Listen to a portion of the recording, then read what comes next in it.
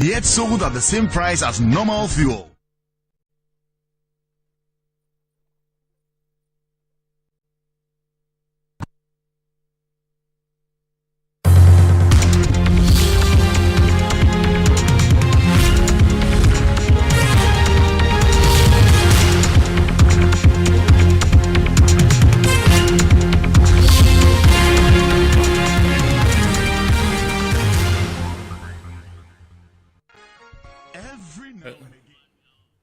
Hello, good evening, and welcome to Iron Port here on Metropolitan Television. Iron Port is proudly brought to you by the Ghana Revenue Authority, Goyle Company Limited, Ghana Link Network Services, the operators of the Integrated Customs Management System ICOMS at the port, Serene Insurance, and Meridian Port Services MPS. The show is powered by the Ghana Ports and Harbours Authority, GPHA. Indeed, our media partner is the Business and Financial Times, the BNFT.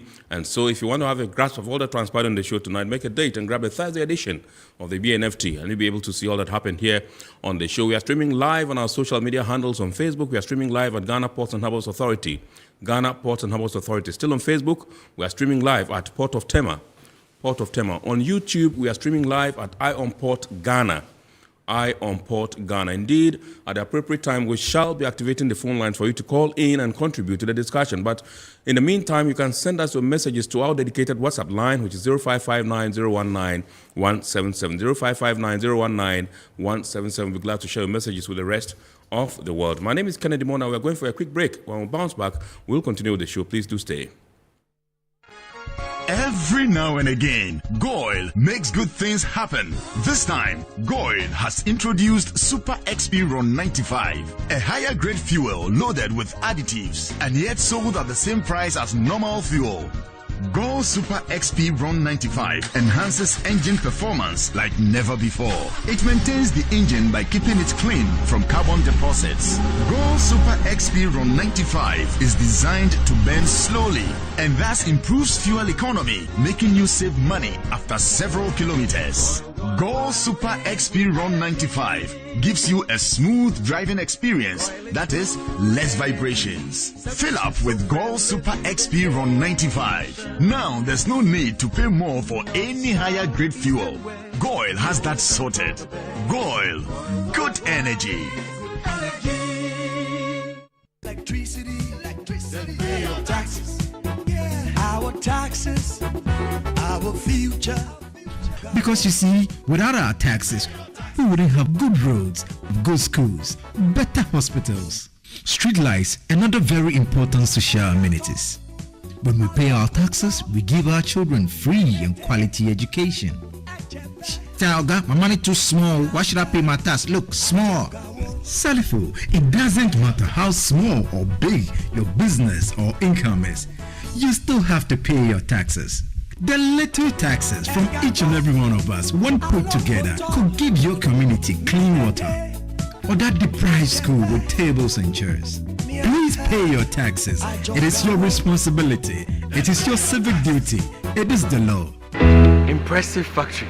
If only I had listened to you, I wouldn't have been in this mess. That devastating fire virtually wiped out the whole factory and my warehouse. Remember my misfortunes last year? Serene Insurance Asset All Risk Fire policy that I took were there to pay for my damaged stocks in the warehouse, and my machines that were affected by the floods have been replaced. My accident vehicle is back on the road thanks to Serene Insurance Motor Policy. Currently, my goods are on the IC covered with their marine cargo insurance policy. I was just telling Ajima about Serene Insurance. Oh, Ajima, tell him more. As a road contractor, I make sure I do my contractors all risk insurance for the projects and then workers' compensation for all the workers on site. With Serene Insurance, they will make sure they will cover your unknown tomorrow today. Serene Insurance, a new face of insurance. Call us now.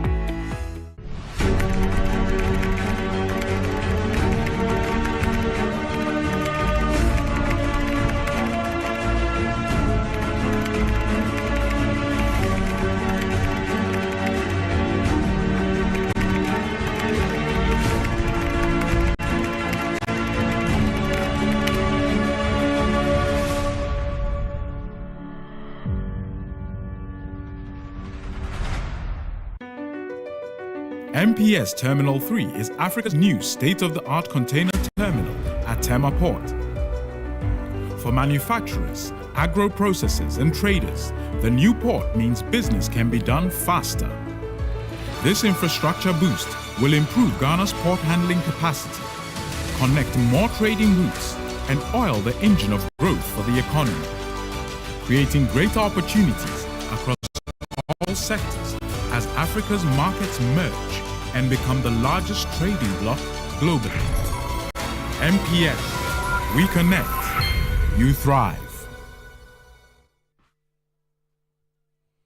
All right, so you're welcome back. It's time for us to take a look at happenings in the port and maritime industry in the course of the week. And the Ghana Ports and Harbours Authority had cause to join the rest of the world in the course of the week to celebrate World Day of Safety and Health at Work. World Day of Safety and Health at Work. And indeed, the Ghana Shippers Authority, in collaboration with the Food and Drugs Authority, are also taking steps to tackle non-tariff barriers, impeding trade facilitation. Let's take a look at these stories. As part of measures to improve processing of documents at the port, the Ghana Shippers Authority has partnered the Food and Drugs Authority to sensitize shippers on ways to address import permit application challenges. The move is part of efforts to tackle the growing non-tariff barriers as well as support trade facilitation. The Tema branch manager of the Ghana Shippers Authority, Charles Darlings, said more efforts would be put in to deal with the development as a means to support the African Continental Free Trade Agreement, which frowns on non-tariff barriers. He noted that a United Nations Conference on Trade and Development report suggests that African countries gain $20 billion in GDP growth by tackling non-tariff barriers at the continental level. Ghana, and for that matter, shippers, cannot allow simple processing of documents or obtaining permit and under regulatory requirement from other institutions to add to the non-tariff barriers which may have the potential to prevent the hard-working importers and exporters from meeting the deadline of delivery cargo due to simple processing of registration and permit acquisition.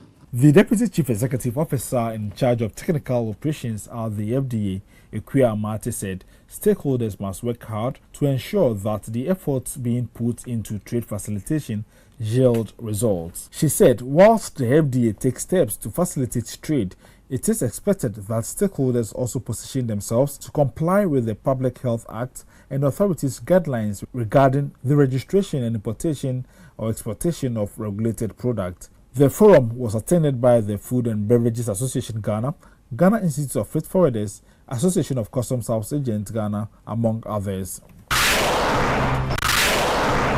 A two-day sub-regional stakeholder workshop on small-scale cross-border trade for Ghana, Nigeria, La Côte d'Ivoire, Burkina Faso, Togo and Benin has been held in Accra, bringing together intergovernmental public sector organizations such as customs and immigrations whose actions impede or enhance the flow of trade.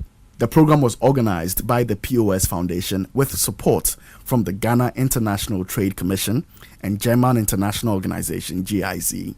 A week ago, a similar workshop was held with private sector participation, who deliberated on the impediments inherent within cross-border trade, as well as make proposals. Executive Director of the POS Foundation said a harmonized cross-border trade system will lead to the economic emancipation of Africa. We are one people, Togolese, Ghanaians, Nigerians, Burkinabes, we are all one people. And for that matter, the borders must be planned and harmonized so that we can have one African united system that will regulate the free flow of movement, people and services across board so that development can come to West Africa and we can have our economic emancipation. The head of Trade Facilitation and Import Management at the Ministry of Trade and Industry, Cheme Yeboah, elaborated further on some of the challenges facing cross-border trade. If you take Abidjan-Lagos corridor, it is 1,028 kilometers by road, but transporters do this road in 3 weeks.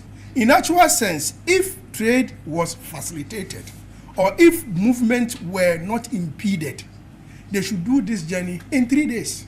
An assistant commissioner in charge of preventive at the Customs Division of the Ghana Revenue Authority, George Tete, underscored the need to balance trade facilitation with security. As we do this trade, we are mindful of the fact that we have a responsibility to protect our borders because illegal trade and terrorist attacks imminent of the state are also a duty for us to perform. The Deputy Superintendent of Immigration Nigeria, Sheidemi Adewumi, emphasized that small-scale cross-border trade should be conducted in cognizance of the rule of law. There are boundaries and there are rules. That's why I want to believe that in this 2 days program, we will be able to understand the instances of the statutory laws and powers that are obtainable by each of our countries, and then we'll work in synergy to achieve and attain our goals.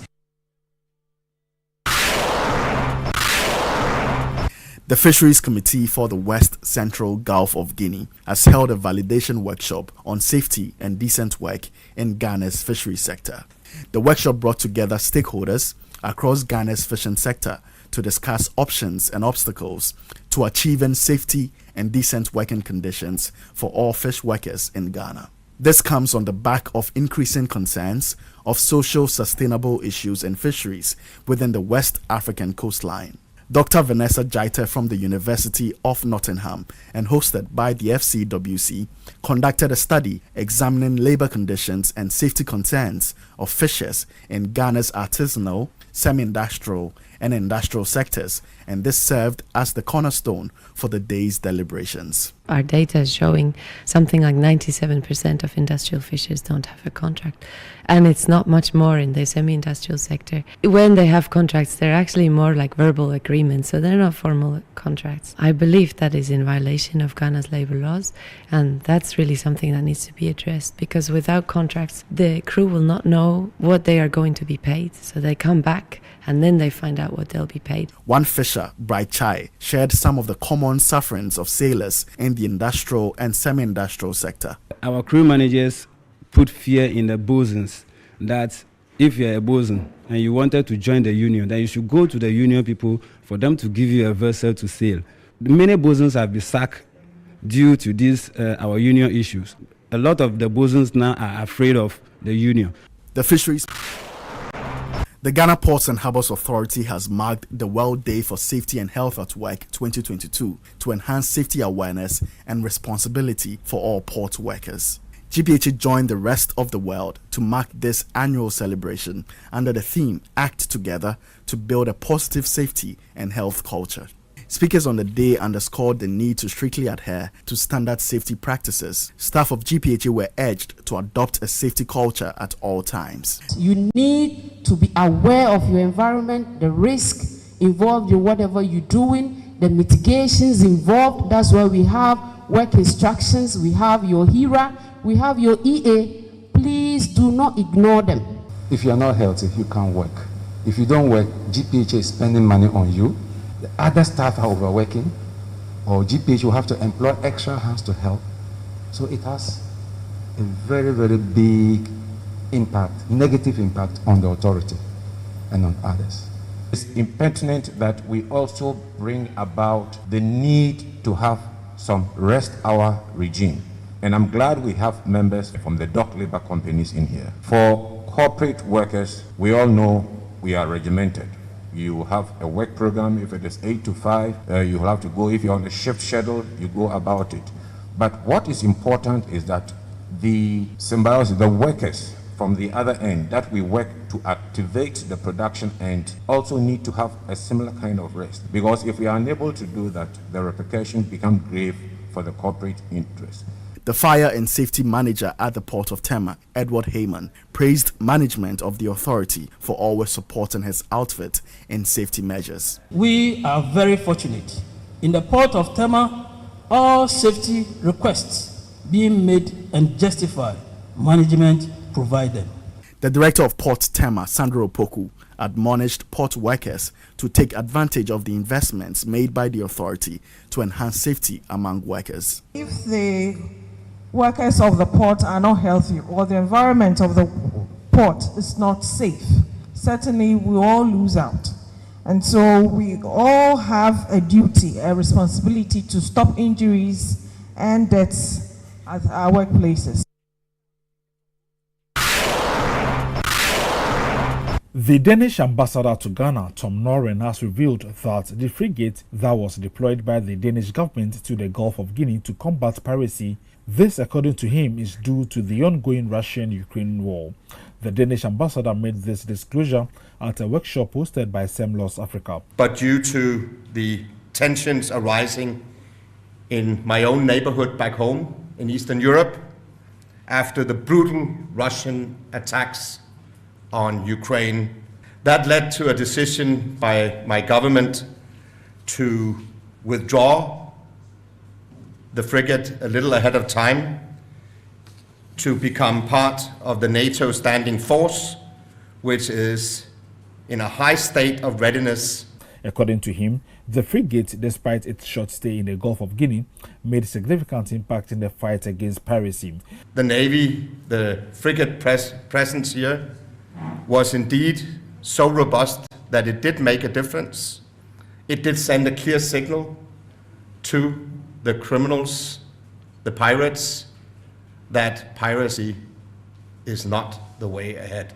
Various security experts and stakeholders in the maritime industry deliberated on how to tackle maritime insecurity and also developed the Blue Economy of Ghana as part of the Amaris project. The Amaris project is a collaboration between the Center for Maritime Law and Security, Semlos Africa, the Kofi Annan International Peacekeeping Training Center, the University of Copenhagen, University of Ghana, Republic of Denmark, and the Safe Seas Network on Maritime Security. Amaris is funded by the Danish Ministry of Foreign Affairs. The Speaker of Parliament, in a speech read on his behalf by the MP of Adaklu, Honorable Kwame Agboja, stressed the need for capacity building of Parliament in the maritime security and governance to enable them to effectively exercise their oversight responsibilities. We need to build the capacity of members of Parliament Select Committee on Defence and Interior, Constitutional and Parliamentary Affairs, Food and Agriculture and Cocoa Affairs, Road and Transport effectively perform their functions.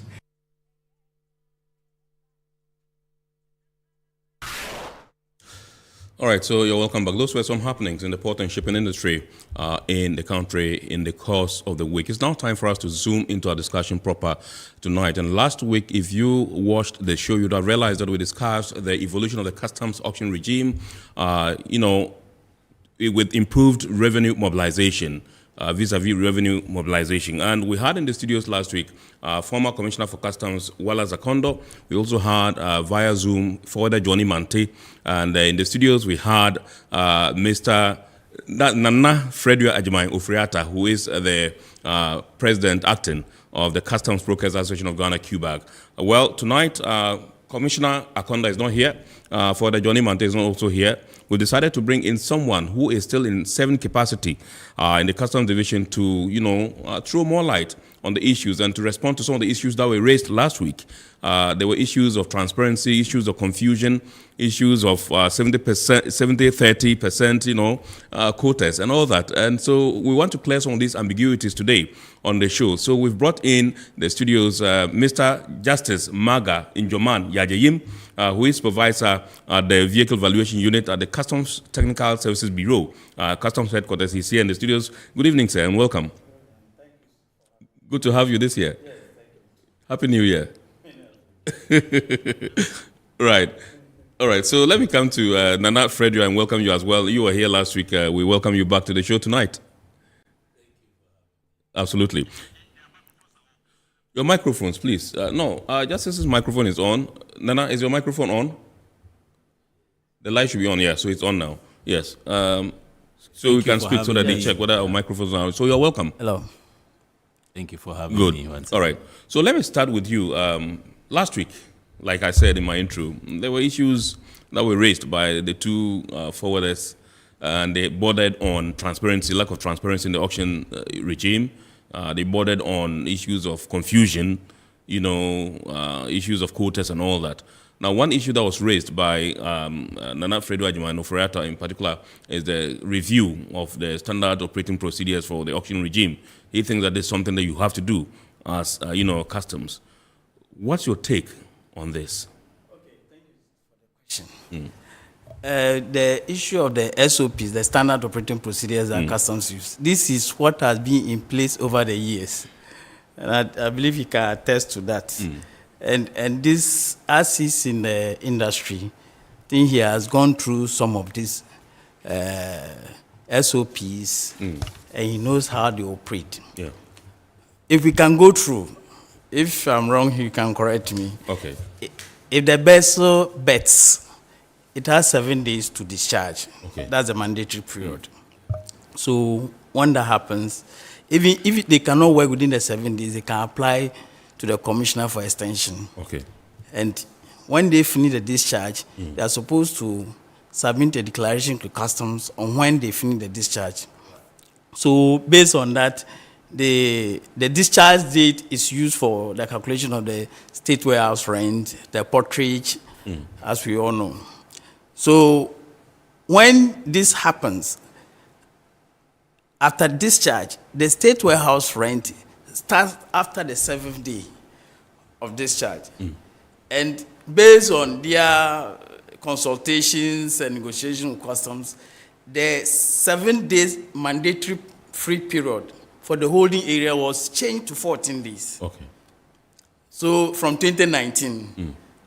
So that is what we operate with now. Okay. With the 14 days, it means that the importer, with the support of his agent, is supposed to clear his cargo from the port. With vehicles, it's 60 days. 60 days, you lose your vehicle to the state. It's confiscated. But with the goods, it's shorter. And we all know, because of the goods expiry date, and a lot of it. So we all know why it is shorter. So within the 14 days, if you are not able to do it, the shipping line, the agents of the shipping lines, they have up to 21 days to submit the UCL. Right. Unfortunately, this is where we have a problem. Some don't follow it. And I think it's even inures to their advantage than to customs, because they are allowed to clear the goods even though they are supposed to submit the UCL to customs. Right. So for now, what is happening is that because of certain complaints, the authorities have decided that they will enforce the 21-day mandatory period. Right. So that no shipping line agent has the opportunity to submit after that. So on the 21st day, they are supposed to submit it. So after the 21 days, when it is submitted, customs will then... Can you come close to your mic a bit? Yes. Please? Yes. Customs would then ensure that the evacuation is done, or the containers to the UCL terminal. Right. And that is what is being done now.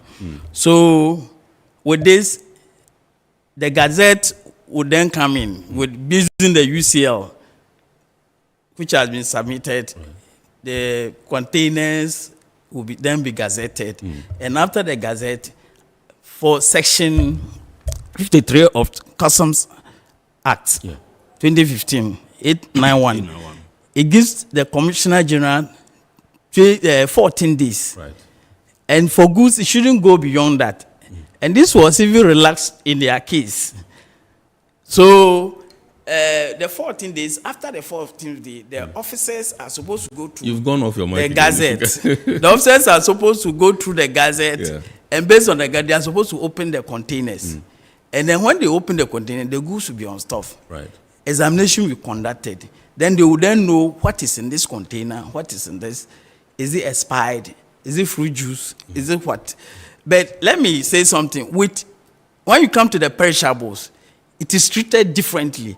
Maybe that is why the misunderstanding comes in. Because people don't understand that with perishables, the 891 Section 53 gives the Commissioner General the opportunity to immediately, through the proper officer, it means the officer in charge, to immediately dispose of them.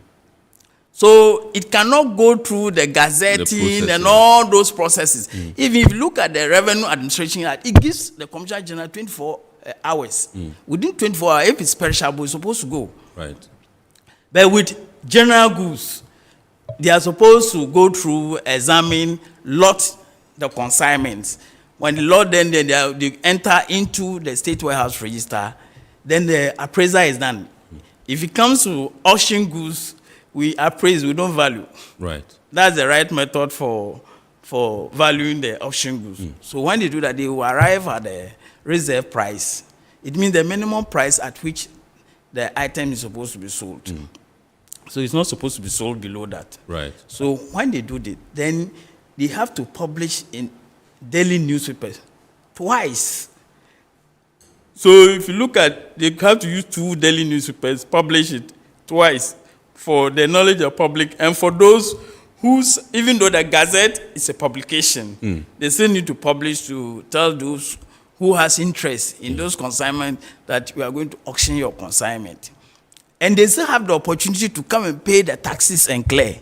Even at that stage, they can still apply to the commissioner, and then when they are given the first offer privilege, they can still come and then they will clear the consignment. So when this is done, in every December of every year, there we have the auctioneers who have been registered by Ministry of Interior, and they submit their bids to the GRA. Right. So the one who wins the bid to auction is allowed to auction every consignment in the port in the subsequent year. So for the auctioneer who was selected the previous year, is invited, and then he goes through with the officers with the consignment. But what he doesn't know is the reserve price. The reserve price will be given to him in the morning when he's going to do, at the port where he's going to do the auction. Okay. So a date is selected, published, as I said, in the dailies. So when the day comes, the auctioneer will come and then do his job. Right. And then at the end of the day, he has to account to customs on how much he has collected, together with the officer in charge, who in charge of the auction. So basically, that's what is done. With vehicles, it's the same thing. With vehicles, you have 60 days. After discharge, you have to stay count from the day after the final discharge. Right. And this is in the system. So when this happens, people leave their vehicles 60 days. It goes, then they still apply. Most of them still apply and they get it. So why they say there's no transparency, I can't tell, because the standard operating procedures are known to all of us, and we don't know how they are supposed to operate. So in the institution, if you are aggrieved, there are channels for going through to seek redress. Yes, and they all know. They've been submitting petitions to Commissioner's office for redress. So as to why they say there's no transparency, that's what I don't get, because I just ran you through the SOPs, and these are known to both customs, the shipping agents, the freight forwarders, the clearing agents, all of them, they know how it operates. Right. Yes. Nana, you were the one that raised the issue of the standard operating procedures, and you wanted them reviewed. Now, with the explanation that Mr. Yajaim has proffered right now, do you understand, and are you okay? Yes, thank you for the opportunity once again. Yeah, the SOPs have been in existence, but if Shippers Authority found the need to convene stakeholders and look at the need to revise the SOPs, that means it was not holistic, if I'm permitted to use that word. The challenge with goods going to UCL and state warehouse and auction, or either allocation or auction, is a very, very touchy issue, because we all appreciate the need for government and customs, for that matter, to raise revenue. And for that matter, any undeclared cargo, government has to, exact its revenue on it. But there's a lot of circumvention that happens in this area. And so agents and for that matter, their importers, they work on their behalf, have always had a difficulty, because notwithstanding the SOPs he has elaborated, there's a lot of underhand dealings that occur in this area. Which you can't prove. Do you have? Because, they might be happening, but you can't prove them. And per what he has just said, this is quite transparent. And that's the what do we call it? The procedures they follow. That's the rules. And everybody involved in the auction process passes through the same process. So if you say underhand dealings, what are some of these underhand dealings? We've had the occasion to mention to our partners. Now, customs are considered partners. To mention to our partners some of the ills that were found there. This is not a forum to come and mention some of these things. But there are investigations currently go on. In my area, I have at least 2 investigations that are going on, which I will share the documents with both of you here because investigations have not yet been concluded. But things happen. I mean, by the time the general goods hit the 14 days, we know there's a cabal that operates within the port community. And then they go for high-value goods. Call it the rice, the sugar, the oil, the cloth from China and things like that.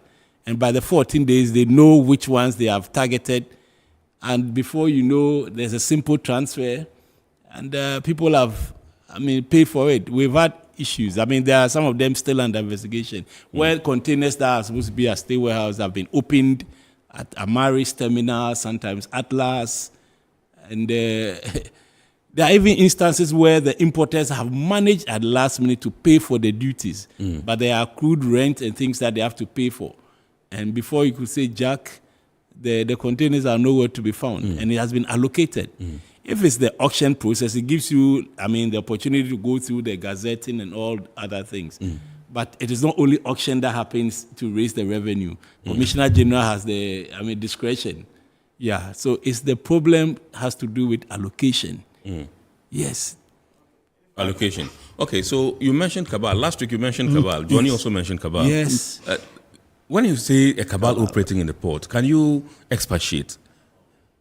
People come in the name of all kinds of people working for national security. They have been allowed to, they've been instructed to take certain things. They actually come with letters. There are too many of them. And we have not, slept on these things. We have made the documentation, available to customs investigations. They come with letters from authorized yes, from sources. Headquarters. Yes, yes, from headquarters. And you find out that this same importer has managed, like I'm saying, to even now finally pay the duty because, these high-value goods are the target because those are the ones that exact more revenue, and then the importers struggle to pay. So when you find these things that they finally manage to pay and yet they can't find the containers, or you find 3 containers, 2 by 40 containers, one has been opened at Amaris, they've taken out some of the goods, and like I'm saying, it doesn't happen to used goods or second-hand goods. No, more often than not, they target high-value goods. And I'm not coming to sit here to mention names. We've mentioned some of the names. And it will interest you to know that most of the people who indulge in these things are not even Ghanaians. We have names. I can share some of them with you. And I have on my phone some of the investigations that are ongoing. And these people manage to connive with state actors.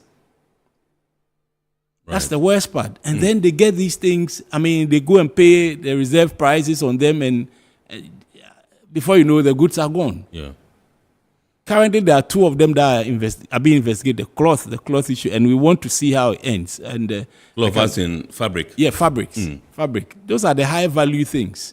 Yeah, some of them are supposed to be in transit, and then by the 14 days, quickly it's been moved to State Warehouse. And that is not perishable. And then, yeah, but after the 14 days, by definitely law, it's supposed to go.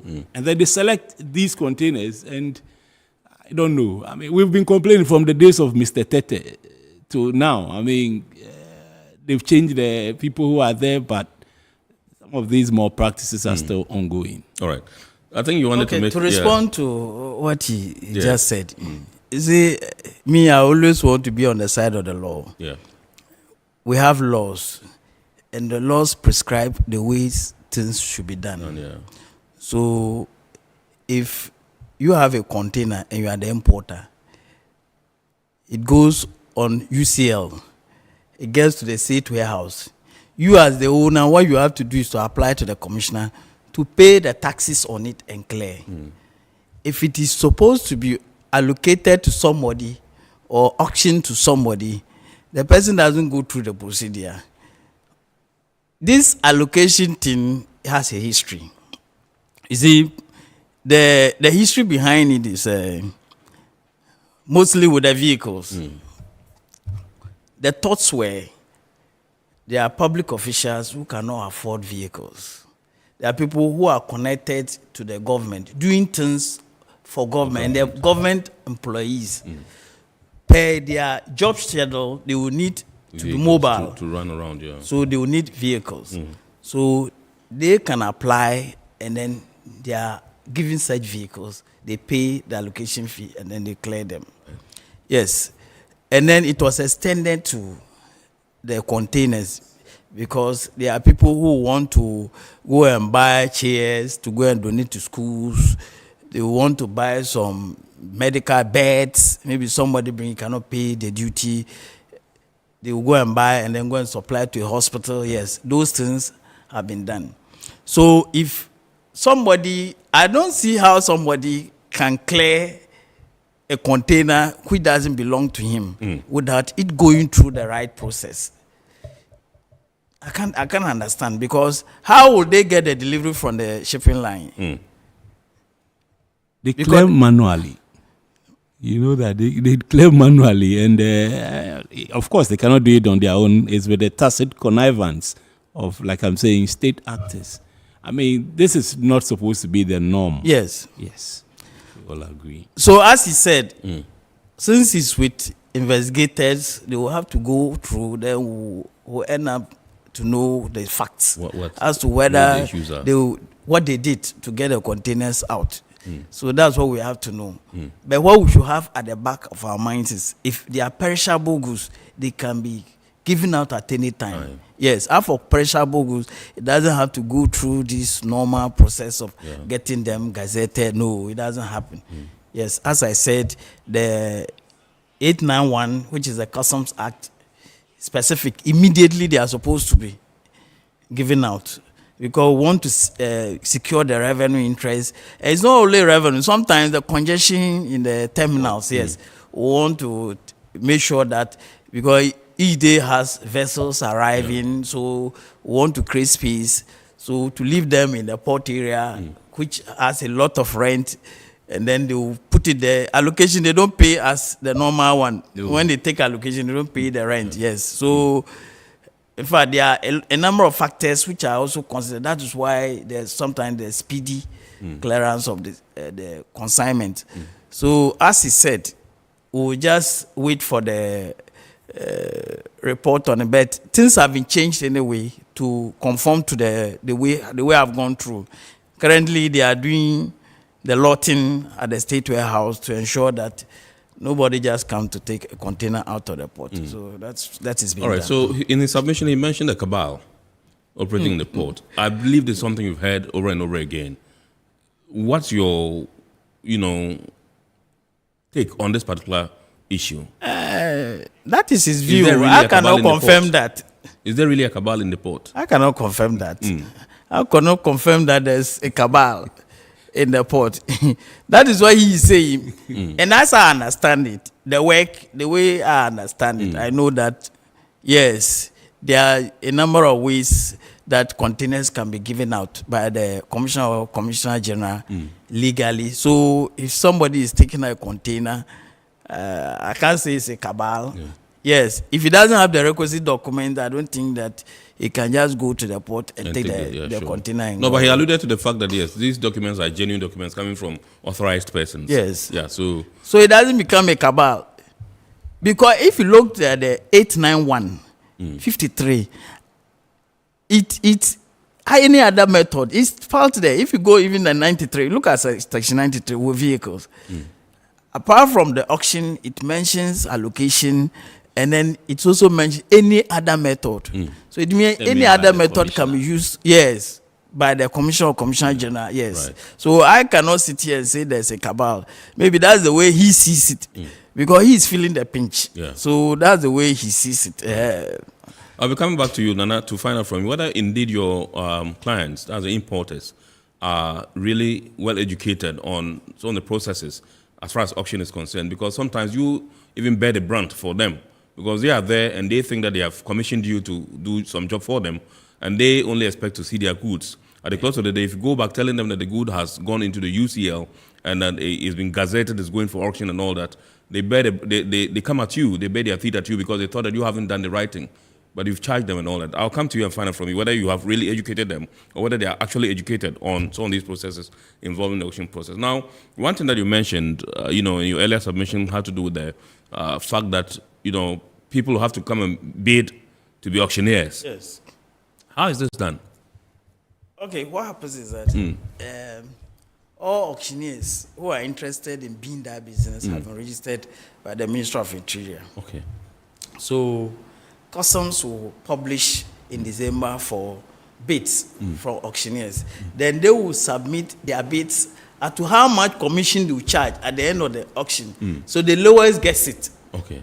The one with the lowest commission gets the job to auction for customs. Okay. So anytime we are doing auction, such an auctioneer is invited to come and take through the auction. Right. But it's auction in customs is not only done by auctioneers. Officers can also do. Right. But when officers are doing, it doesn't go through the normal process as it doesn't go through. Those who are these reefer containers, officers just auction them. The officers in charge, they have the power to do that. Just auction them, and then they will get the necessary revenue. So that's basically how it's done. It's either done by auctioneer, which goes through the full hall. Yeah. The most important thing is that if it's general goods, it has to be published. Even if it has to be done by a customs officer, it has to be published for people to know that their containers are being auctioned. Right. Yes. So that's what happens. All right. I thought that the GRA was under the Ministry of Finance. Now, you Yes. just mentioned that the auctioneers will have to go through the Ministry of Interior. Yes. Okay. Okay, what happens is that they don't only do the work of GRA. When people have lands, they go to court and then the person loses the keys and they are supposed to auction. It's an auctioneer who does. They do the same kind of job. Right. Yes, for other things. So Right. because it doesn't only involve revenue function, it involves other activities. Right. It was deemed fit to put them under Ministry of Interior Interior. because they have the capacity to be able to check who is a criminal, who is not, who is fit to do some of this job. Because you can't take somebody who can run away with your money to Yeah, go and do sure. an auctioneer. Yes, You have to do Yes. due diligence on the background. fingerprints, all those Yeah, other things. right. Yes, they go through that. Yes. Okay, great. I'll come to you again, but for now, let me go to Freddie Adjuan of Freata. When I come to you, what I want to find out from you is the fact that most of the time, some of these aggrieved importers whose vehicles and goods go on the UCL and go for auction cry because they think that the rates at which the vehicles are auctioned or the goods are auctioned, even if he was allowed to pay the duty, it would have been better. And I know at some point customs took a stance on this particular issue and said if you're going to buy an auction vehicle, you have to pay the duty. I don't know whether that's what's being applied now or it's a different ballgame altogether. So let me find out from you, Nana. Are your clients, the importers and exporters, educated on the auction process? Have you told them what the nuances are? Yeah, you see, when it comes to auctioning, it's not an everyday, occurrence. It is something that happens once in a while when you're unable to, raise the needed funds to pay for. Yeah, so it's not like you get the chance to always educate them on it. So once in a while when it occurs, then you have to sit your importer down and then let him understand what it takes. And so it's not an everyday thing. So once you educate the person and unfortunately, if they are unable to find the money, they will just show up at the auction and hope that probably government will exact at least the revenue involved so that there will be something left of it, residual, that would accrue to him, the person who brings the stuff in. But more often than not, they get upset because they probably don't even raise what the duty value is. And this is where there's always contention. But that's what the law says, that government will take its revenue. That's government's interest as a reserve price. But it's not the case. It's not always the case, especially when it comes to he agreed to allocations. Then you've lost out. And people feel so aggrieved. We all understand that when it comes to auction, even in certain countries, it is not even about revenue. You have flouted the law. Right. Essentially, that's what it is. You are supposed to meet your clearance within a certain time, and you haven't. You have an uncleared good. So government is really, sometimes it's almost punitive. It's supposed to deter you from repeating such an offense again. But when you find people taking it for almost nothing, quote unquote, for almost nothing, then the person is like, but at least if you are going to give it out at that price, why don't you then give it to at least the person who paid for the goods and paid for the freight and all that? to benefit, but like we're educated, it's supposed to be a deterrent, and that's why it doesn't often go to the importer. Yes. Have you personally had that experience where your clients' goods have, gone for auction? Oh yes, I've had several of such instances, and like you say, sometimes they are so heartbroken that they are so unhappy. They think it's an unfair system. But you're supposed to educate them and let them know that you need to get your money ready, and sometimes even begin the process of clearing before the goods even arrive. You see, our industry or shipping, for that matter, it thrives on predictability. Being able to sit with your importer to know that what I'm bringing in, these are the duty rates and tariffs that you have to raise monies for. But it so happens that sometimes, some of the things like, you see, when we have to, government has to review the rates on, let's say, benchmark, and somebody has shipped their goods already on the sea, and they have budgeted a certain amount for clearing, and by the time they are in, policy has changed. And so they have to look for more money, because if it has been reduced from 50 to 30%, means at least 20% more has to be raised to pay for the same goods. And so there's always a difficulty in raising this revenue. Don't forget that we are one of the highest, when it comes to import duties in our sub-region. We are among the highest, if not. Yeah, so already there are challenges. There are issues to do with exchange rates. So even though you have educated the person and they are prepared, to pay for it, things happen on the ground that will make it nearly impossible for them. So they have to run around to try and raise the money. And so these challenges, I'm not sure anybody would really want to bring their things in and then leave it to go bad. But circumstances. We educate them, but when somebody see their goods being taken off and given to somebody, and they are like, I was supposed to have raised this amount, and it's gone for a price that is, reserve price. Nobody will be, they all feel hard done by. So for me, but it's normal to feel that way. Right. Yeah. Okay, so let me come to you, yes. Okay, if I can just... Before you come I to think your the problem is basically with the education. That's where the problem is. Because if your clients comes to you with a bill of lading, and then it is your job to clear the concern. Yes, you go in for the assessment. Even before you do that, you let the person know the rules on the ground. The vessel has come. You have 7 days to clear. Now 14.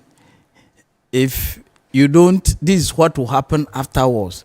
So that the person will have it at the back of the mind that this consignment, if I don't get the money to clear it in time, it will be taken away. Because that is, customs is not interested in just taking away people's consignments until the person breaks the law. Yes. So I think they will have to do more on their side. They shouldn't only be interested in clearing for them, but they should also be interested in protecting their interests by letting them know that if you don't bring the money in time, this is what will happen. Even right now, we have, since the ICOM scheme, we've had this pre-entry. You can even pay before the arrival. Once you have the BL and then it is accepted, you can do the assessment, pay the duty. When the consignment comes, all you do is to go and do manifest matching, and if everything is right, even so, in most cases, what is it? Is a weight. The weight that will have issues when it comes, and when they do a post entry, we accept, and then they go and clear their consignment. So it should be more on the education, letting them know from the beginning what will happen if they delay in clearing their consignments. Yes. Absolutely. So now go to your substantive question. Yes, so go over it. People lamenting that goods that are sold out of vehicles are sold at very, very low rates instead of actually perhaps taking the duty that had accrued on the vehicle or goods. Okay, if you look at vehicles, most of the vehicles that go on UCL, they are supposed to, they are confiscated. Most of them, which pass the 60-day period. for those who have their vehicles which are in good condition, they will never leave them. Even if he has to go and find another person and sell it to the person and get something, he will do it. In most cases, what remains to be auctioned are those vehicles which are overaged, those which are right-hand driven, you see, and for people who know, they will not buy such vehicles. Right. You see, so getting somebody to buy it and then government not taking it is difficult. And then if you look at the overage vehicle, maybe even the right-hand drive, maybe in UK, you bought it around £500. Yes. It doesn't see why you come and pay 20,000 Ghana cedis to clear it. Yeah, sure. You see, so basically that's the underlying factor. But in customs from 2009, we tried something where we tried to recoup all the taxes involved. And I can tell you, those vehicles remained at Atlas for 3 years. Do you know how much we sold one at the end? No. 1,000 Ghana cedis. Wow. Because everything was gone. So that policy was revised. Everything was gone like. They stole everything. And everything rusty. in the car. Yeah. Oh, the body parts. was rusty. That to be sold to those scrap dealers. So the government revised that policy. So the overage penalty component was taken off. And then left with it. And you know, for those old cars, the values are just small. Yeah. So when you do the calculation of the VAT, the import duty, and the rest, you see that the duty is low. So in most cases, people think that it has been so very cheap, but they don't know that the overage penalty has been taken off. Because the reasoning behind is that the person who is buying at the auction or buying as allocation didn't commit an offense. You see, so why should he be punished for an offense somebody has committed? Because the law says don't bring the vehicle beyond 10 years. If you bring it, you have to pay ABCD penalty. So the person who is buying allocation, he has not committed any offense. He has not brought the vehicle in. So we find a way of getting some of the revenue instead of losing everything. So that is it. Right. Yes. So there is the understanding of what goes into it. Yes. That's why most people will complain about it. Yes. All right. So this is Iron Port here on Metropolitan Television, and tonight we are having a part 2 of our discussion last week, which has to do with the evolution of the customs, auction regime, and how they can maximize revenue mobilization through this auction process. And issues came up last week. And so tonight we've brought in Justice Ajayim, who is with the Vehicle Valuation Unit at the Customs Technical Services Bureau, our Customs Headquarters, to throw more light on some of the things that they are doing and to clear some of the ambiguities that were created last week here on the show. With me in the studios is himself, Justice Ajayim, and then Nana Frederick Ajimai Ofuriata, who is President Acting of the Customs Brokers Association of Ghana, QBAG. We're going for a quick break. When we bounce back, we'll continue with the discussion. Please stay.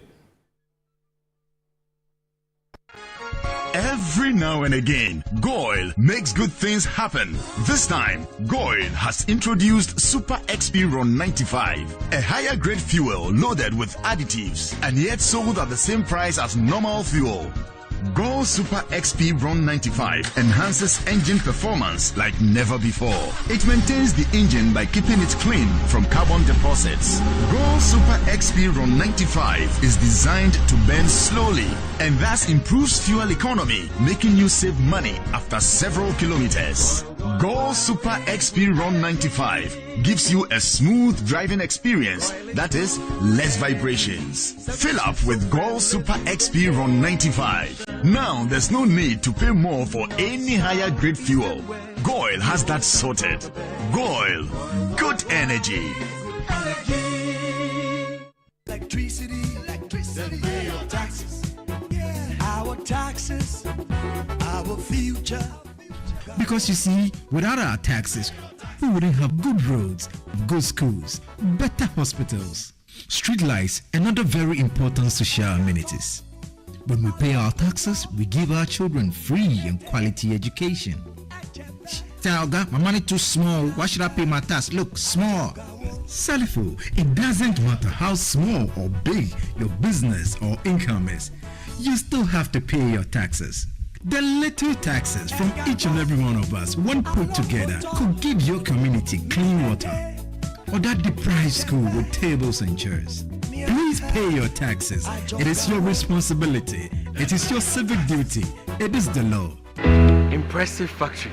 If only I had listened to you, I wouldn't have been in this mess. That devastating fire virtually wiped out the whole factory and my warehouse. Remember my misfortunes last year? Serene Insurance Asset All Risk Fire policy that I took were there to pay for my damaged stocks in the warehouse. And my machines that were affected by the floods have been replaced. My accident vehicle is back on the road thanks to Serene Insurance Motor Policy. Currently, my goods are on the high seas, covered with their marine cargo insurance policy. I was just telling Ajima about Serene Insurance. Oh, Ajima, tell him more. As a road contractor, I make sure I do my contractors all risk insurance for the projects and then workers' compensation for all the workers on site. With Serene Insurance, they will make sure they will cover your unknown tomorrow today. Serene Insurance, a new face of insurance. Call us now.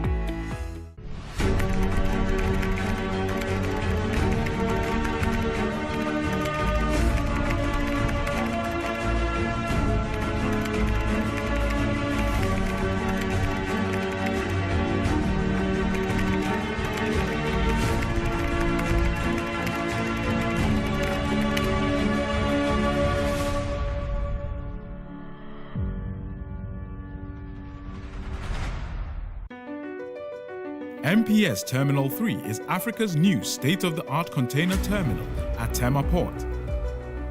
For manufacturers, agro-processors and traders, the new port means business can be done faster.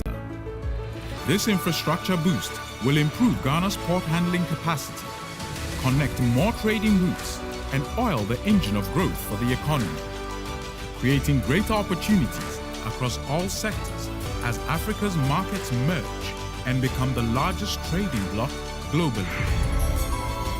MPS, we connect, you thrive.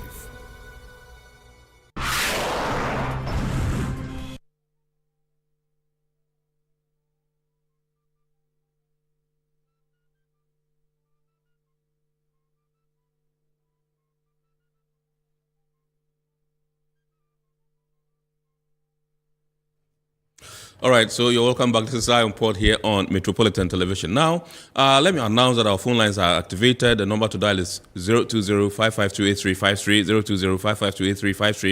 You can call in and then contribute to the discussion. Remember, along the line, we shall also be going into the inbox to share your messages with the rest of the world and elicit some responses from our guests. But I understand that we have Father Johnny Mante on the line. He was supposed to be here with us for obvious reasons. He's not here.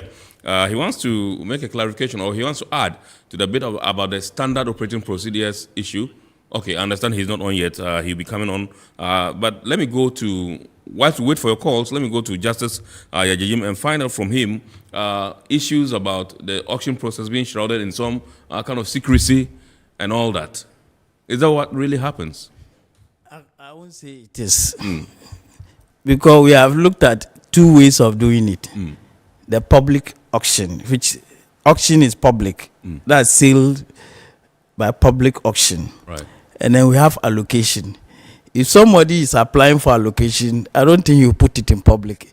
It is his letter which goes to the authorities, and then based on his request, if they deem it fit, then to be allocated to him. So you go to the port, pay. They have standardized charges they pay on those consignments. You pay and then finally clear it. If it is public auction, that one is public. Right. So whoever buys it is known by those who went for the auction. So it is not shrouded in any secrecy because the laws guarantee whatever is being done. Yes.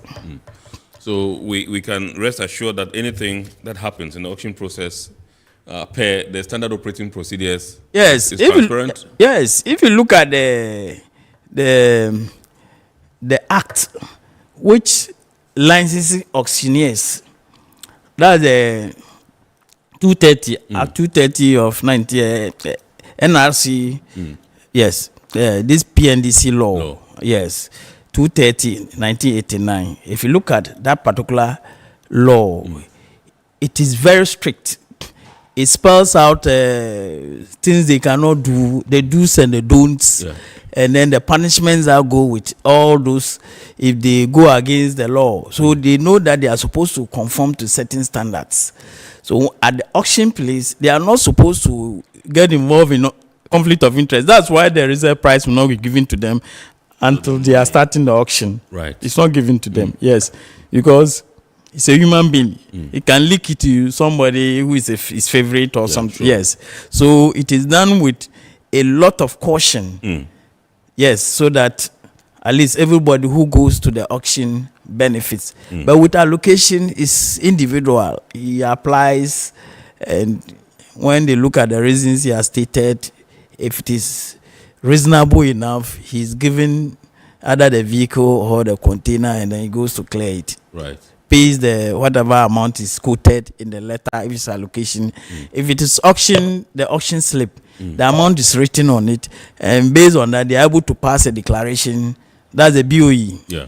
Bill of entry on it, and then when it gets to the CTSV where I am, we do the acceptance by getting the auction office to confirm whether the letter is genuine. They go into the system, they will confirm if it is allocation the same way, and that is what I will ask my brother, that they should educate most of their colleagues, because not importers, the agents. Because when you put in a BOE for auction or allocation, it doesn't have a manifest. So me sitting there cannot tell whether your letter or is genuine, because this time with technology, anybody can do anything. So we always wait for the confirmation from the auction office. Before. Yes, so what you have to do is that when they put in the BOE, they should get the auction office to go on the system and confirm. So as soon as it gets to us, we just do the approval.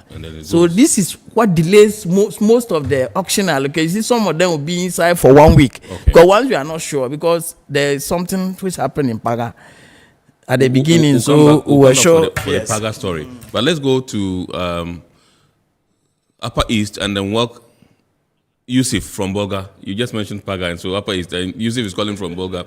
Good evening, sir. Yeah, good evening. Yes, please go ahead with your submission. You see, my problem with the custom auction is that when they are going for the auction, assuming for the past 2 years, they impounded our car. So when they impounded the car, the auctioneer was around to sell the car.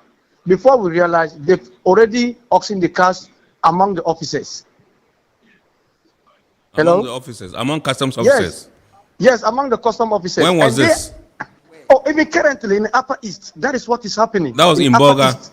Yes, in Bolga. Currently, I'm telling you, that is what is happening. They've seized Opel Zavira, currently, which are packed at their office. And currently, the officers, they will tell you that, okay, I've taken it an auction. So you come and I'll sell it to you genuine, and you go and do the genuine number.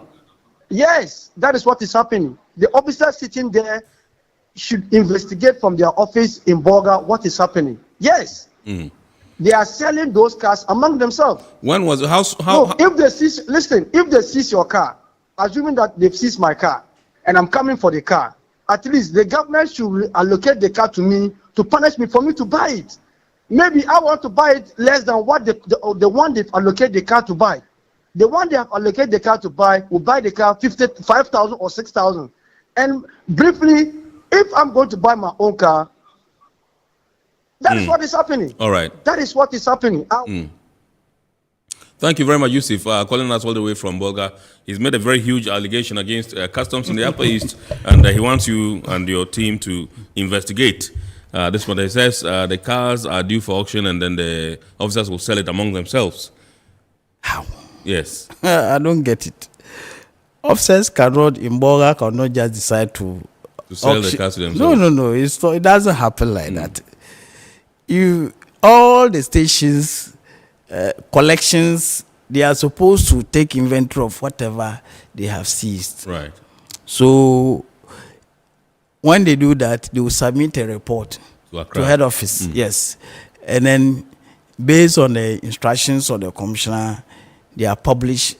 It's the same thing. They go for gazetting, assembly, press, unless it's allocation. Yes, when after the gazette they want to allocate or do public auction, a date is chosen, published in the media, and then it is done. Yeah.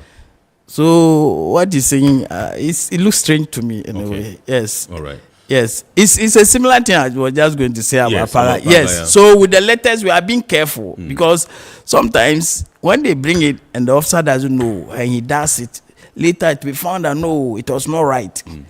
You see, yes, because they were given the option to also do the approval, Right. and that a similar thing happened, so they've been stopped. So that's all I wanted to say. So with the letters we are being careful. Anybody can get the letter, can get a stamp. Yeah. For those things, they are so easy to do. So when you meet your people, you have to tell them some of the things. Yes. Now, I want you to run us through how importers can avoid, the instance where their vehicles or their cargo goes onto the UCL and for auction automatically. Yes. With the vehicles, what they will have to do is that, when they are going to buy vehicles, they use title deed, which is the first registration deed. So assuming you bought the vehicle first, you sold it to him, he went to do re-registration. That is what will be found on the title. If he sells it to me, is the date I went to do the registration in my name. That will appear on it. And that is what they use to sell the vehicles. So if someone goes to buy a vehicle which is older, you see, he would think that, it's 2015. But for all you know, it is 2003 vehicle. We are coming back to that. I understand we have for the Johnny Mante on the line. He wants to perhaps add something on the issue of standard operating procedures that you addressed. Good evening, Father Johnny Mante. Good evening, Kenny. How are you doing? I'm terrific, by His grace. Thank you very much indeed for joining us via phone. I understand you have some reservations about the standard operating procedures. Not reservation. Okay. I just want to bring some clarity again. Okay. Quickly, you would realize from Justice's submission, I mean, he's done justice to the subject, I must admit. And however, there is something I need to bring to the conversation, which is the issue of allocation. He mentioned the law, but if you come to the law, there is nothing like allocation. Of course, the CG will decide as to how to dispose of cargo. Yet, there is nothing like allocation in our laws. You can check. 634 has been refused. Again, the issue of where you have people who have paid their duties, okay? They've been granted letters. That's the first offer privilege. You go to the port and the cargo is not there. It is not the fault will not come from customs, because where cargo is gazetted, it is not just customs that does the allocation, the so-called allocation. There is a committee somewhere that does those allocations. So that's why you have confusion always within the port. Today, if you go to the courts, the customs is being pulled left, right, and center by people who have actually paid their duties and went to the port and could not find their cargo. Okay? So what we are saying is that if you look at the subject that we are discussing today, evolution of auctions and revenue mobilization. Today, come to the port in terms of SOPs. If you have a cargo, the SOPs has changed. People have paid and they are asked to go to walk through many channels, which is actually alien to the SOPs that we have. I'm not sure that is aware about what I'm talking about, but this is what is happening today. What we are saying is that we want some clarity within the space in terms of, if I have paid my cargo and I've gone and I've restoration on the cargo, what is the process that I go through? What is in the law, the 891, is not what is pertaining today.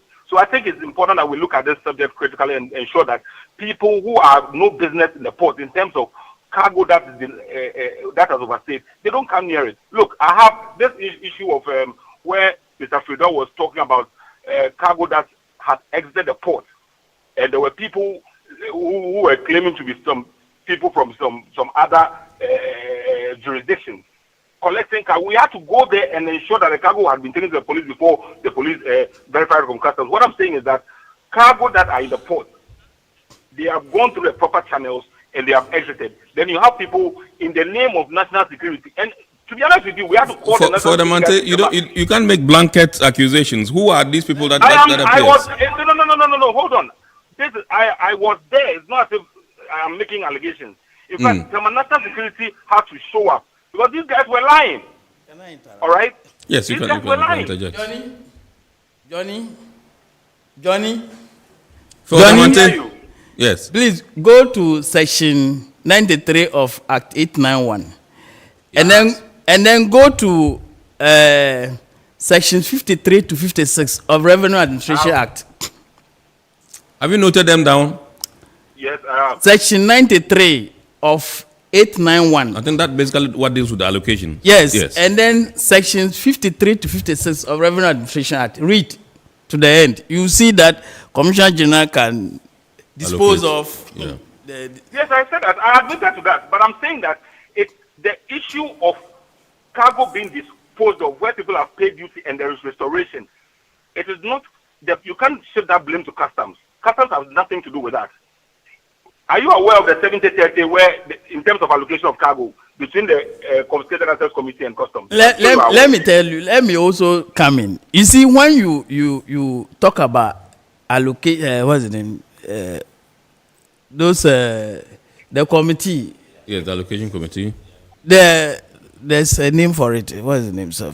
Confiscated Assets. Yeah, Confiscated Assets Committee. You see, this thing dates back to the AFRC days.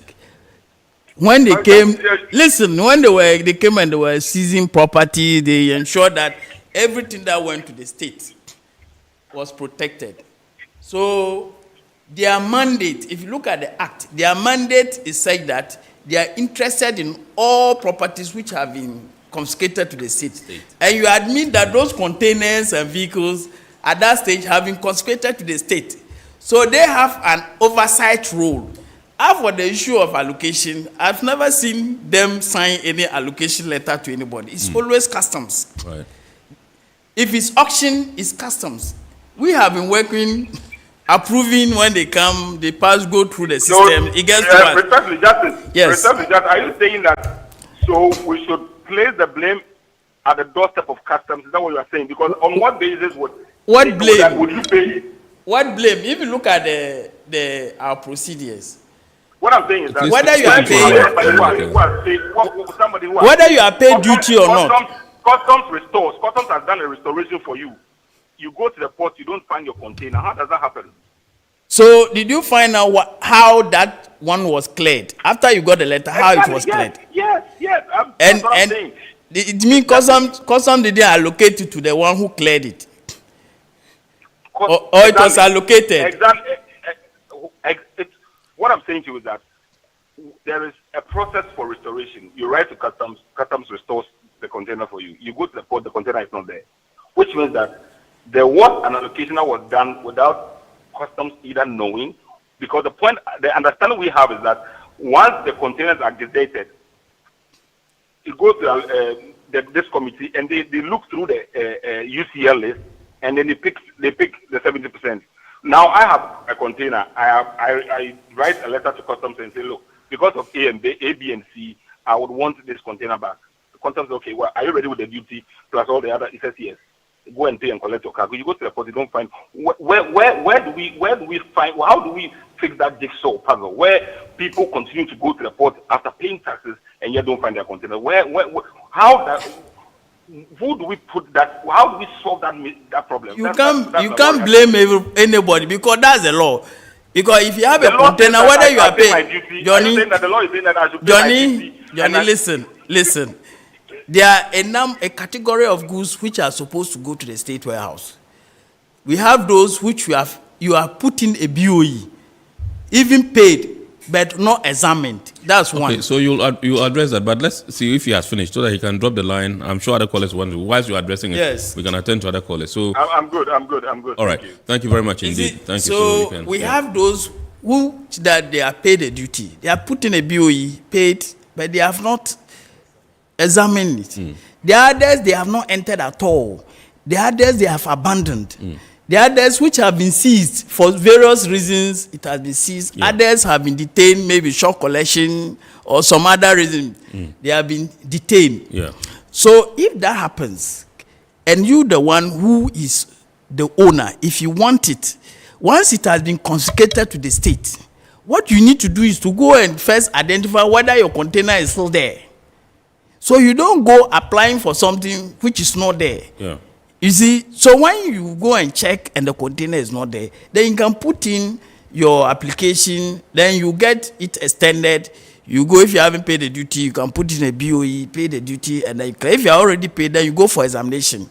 You see, but what always happens is that because sometimes some of the goods will be reaching their end, you see, they might not sell it at the price that somebody will expect. Yeah. In most cases, that's what happens, because the one at the state where I was supposed to monitor the expiry dates of items when they are there, he's not supposed to allow it to expire. Right. You see, so that is the problem they have. So sometimes they think that the goods have been sold cheaply, to put it that way. So they have issues with that. Yes. Okay. So it's not only consignment which duties have been paid. The fact that you are paid duty doesn't mean there are other reasons. It's not only revenue. Right. There are other reasons, congestion to be. You can't just bring your container and leave it in the port. Okay. Yes. Let's go onto the phone lines and welcome Yabua onto the show. Good evening, sir. Hi, good evening. Yes. Yes, I want to make another contribution here pertaining to what has been happening when you have a car or a car has been seized. A friend's cluster was seized at the Tema, one of the Tema warehouses. So he was given a check, and we decided to go there the following week to go and check. When we went there, we were told the car has been auctioned to someone else. We searched through the yard. They were not even allowing us to enter, but we were able to do it. And then we found out that the car was not there. So we decided to inquire where the car has, or who the car has been auctioned to. And they said, so far, we were not able to come in area. It has been auctioned. Then he said, fine. The gentleman there, it seems the PRO, he made mention of you can trace to know where the car has been given to someone, or he may use the word, I've forgotten it. So we decided to use the same procedure and find out where the car was given or who the car was given to. But we did that, and we were not able to give us any information. That is one side. There is another issue of a lot of thievery and corruption going on at the Akano border. Please, custom is a point where a lot of people, when you have goods and your services, you have to go to them. When you even have a difficulty, when it comes to your goods and services, they will help you to solve it. Whether you go there, then it turns out to be like you have come and they need to milk you out. I am making this point clear concerning the Akano border, which is the issue going on there. Because wherever there is an issue and you rather go there, they'll directly go to this side, go to this room, go to this room. Before you realize, nothing will be attained. And Okay. Yes, I think that you just made a blanket. You didn't give any specifics on what the actual issues were. We'll be glad to have them. You can send them to our WhatsApp line, and then we'll take them up and then seek redress for you in our subsequent editions of the show. Indeed, you can also watch the abridged version on Wednesday at 8:30 p.m., where if we happen to get any information from you, we can relay address this particular issue, and then let you have it. You can also call in. I think we have barely a few minutes to go. Let me take this message. This one says, please, good evening. I would like to know if they have done the auction on their cars already. If they haven't done it, when are they going to do the auctions? This one is from Kojo. The last one was last year, December. Somebody said for a long time.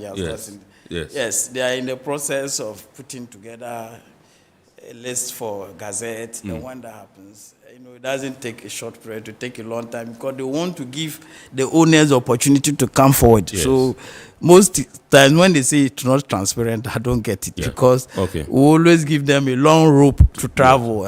So okay. This one says, good evening. I tried to check customs duty value of used vehicles online. However, the application is complex for an ordinary Ghanaian to the extent that only clearing agents can interpret it. My nephew in America has promised to buy me a used vehicle, but I need to clear it in Ghana. Please. Well, I think that if you go to the simplest one, if you go to external.unipassghana.com, you'll be able to. The steps are just so simple. Yes. External.unipassghana.com. You'll be able to calculate your duty rates on used vehicles very easily. If he has the chassis number, yes, he goes to the home page. Yeah. It will allow him to enter the chassis number, and then the calculation will be done. Even if he doesn't have it, if you don't have the chassis number, the make, the model, the type, the special feature, Absolutely. You can just go the same procedure. You do it manually, select it instead of the chassis number giving you. It's very simple. One of the simplest you can find. Unipass, external.unipassghana.com. That's where you can go and you have it. Good evening. Good history behind all the customs laws. However, the issues being discussed leaves much to be desired.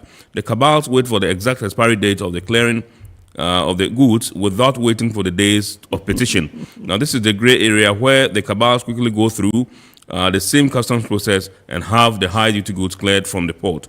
Carefully examine these areas. Well, you agree with this particular person? No, how will I agree with you? See, the challenge I cannot determine the cabal. Yes, Fred, you please just take 1 minute and let's try and then. The challenge is, I mean, he doesn't seem to agree with us when we say there's no transparency. There's not enough transparency. But between restoration, when the the importer has finally managed to raise the funds to pay the duty, and so they apply to head office, and then there's restoration.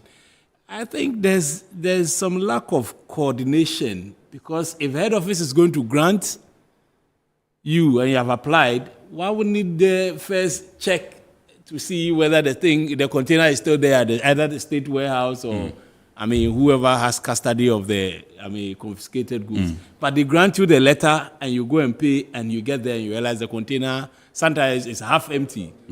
Yes. There's no coordination. That's really the issue. Right. And that's the reason why, we suspect there's a cabal, because by the time it gets onto the UCL list, they will quickly, there are some people when you go, they get into the state warehouse, seriously, it's difficult to see the officers. And you have your letter and you're trying to see them. I don't know if it's by coincidence or it's orchestrated, but they need to coordinate between head office and the state warehouse. That's where the challenge is. Okay. Just 30 seconds. Because that is why we are partners. So in your position, you have the opportunity to change things.